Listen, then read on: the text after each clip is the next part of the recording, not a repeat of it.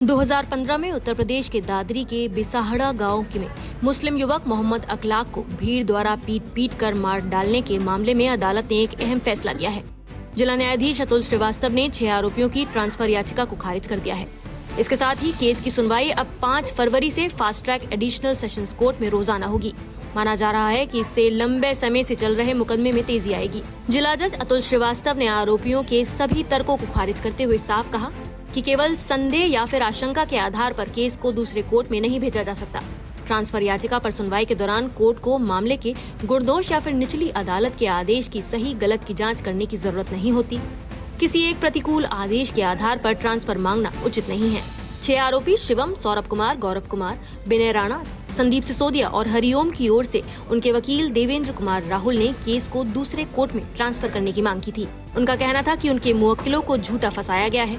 साथ ही उन्होंने ये भी तर्क दिया कि दिसंबर में ट्रायल कोर्ट ने अभियोजन की विड्रॉल याचिका, जो कि धारा 321 सीआरपीसी के तहत दाखिल की गई थी, खारिज करते समय आरोपियों को अपना पक्ष रखने का पूरा मौका नहीं दिया गया और सीधे तेज सुनवाई का आदेश दे दिया गया। इससे आरोपियों को न्याय मिलने की संभावना प्रभावित होती है।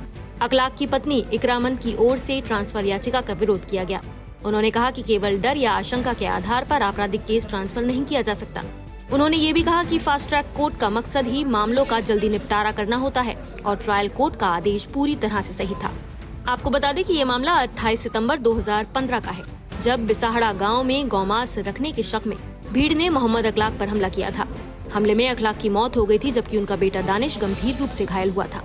इस घटना ने देश भर में लिंचिंग और सांप्रदायिक हिंसा को लेकर बड़ी बहस छेड़ दी थी। मामले में 13 लोगों को आरोपी बनाया गया था। इससे पहले भी अदालत इस मामले में सख्त रुख अपना चुकी है। गौतम बुद्ध नगर की फास्ट ट्रैक कोर्ट ने यूपी सरकार की वो अर्जी पूरी तरह से खारिज कर दी थी, जिसमें सभी अभियुक्तों के खिलाफ मुकदमा वापस लेने की मांग की गई थी। अतिरिक्त जिला एवं सत्र न्यायाधीश सौरभ द्विवेदी ने सरकार की दलीलों को बेसिर-पैर और कानून के मापदंडों के खिलाफ बताते हुए साफ कहा था कि हत्या जैसे गंभीर अपराध में राजनीतिक सुविधा या फिर कथित सामाजिक सौहार्द के नाम पर न्याय से पीछे नहीं हटा जा सकता। कोर्ट ने इस केस को हाईली इम्पोर्टेंट घोषित कर रोजाना सुनवाई, फाइल पर एक विशेष स्टिकर, सही इंडेक्सिंग और सर्वोच्च प्राथमिकता के साथ निपटारे के निर्देश दिए थे। यानी मुकदमे को ठंडे बस्ते में डालने की कोई गुंजाइश नहीं छोड़ी गई थी। कुल मिलाकर अब अदालत के इस फैसले से दादरी लिंचिंग जैसे संवेदनशील और लंबे समय से लंबित मामले में न्यायिक प्रक्रिया को गति मिलने की उम्मीद है। अदालत के इस फैसले के बाद अब दादरी लिंचिंग केस की 5 फरवरी से रोजाना सुनवाई होगी। इससे ये उम्मीद जताई जा रही है कि लगभग 1 दशक पुराने इस मामले में अब जल्द न्यायिक फैसला सामने आ सकेगा। फिलहाल आपकी इस फैसले पर क्या राय है, हमें कमेंट करके जरूर बताएं।